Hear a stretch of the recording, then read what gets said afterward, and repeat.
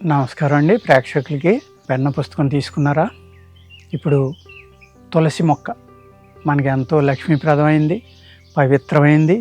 Plus ప్రతిరోజు ఉదయం అనేక మంది హిందువులు తులసి మొక్కకు దండం పెట్టుకోవడం, తులసి కోట అని మనం పెట్టుకుంటాం తూర్పు పక్కన పెట్టుకుని ఆ తులసి కోట చుట్టూరు ప్రదక్షిణ చేయటం, అనేక రకాలుగా ఇదివరకు ఎన్నో పూజలు ఆ తులసి మొక్క దగ్గరే చేసేవాళ్ళం అండి.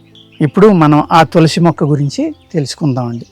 ఇందులో లక్ష్మీ తులసి, విష్ణు తులసి, కృష్ణ తులసి అని చాలా రకాల తులసిలు ఉంటాయండి. అదే రుద్రజాడని కూడా నల్ల తులసి అంటారు.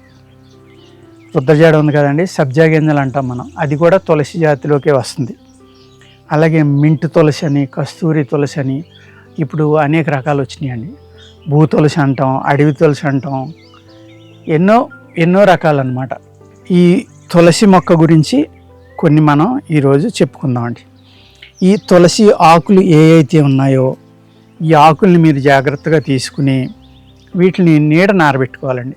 నీడ నారబెట్టుకుని చాలా సన్నని చూర్ణం చేసుకుని వస్త్రగాయలం పట్టాలి. అంటే గుడ్డలో వేసి మనం పామితే ఏదైతే కిందకి దిగిందో అది బాగా చిన్న ఇవి వస్తాయన్నమాట, డస్ట్ పార్టికల్స్. దానిని మనం మైగ్రేన్ అంటాం కదండి, చాలామందికి ఒంటి పార్శ్వం నొప్పి అంటారు, మైగ్రేన్ అంటారు. తలపోట్లో అదో రకం అనమాట.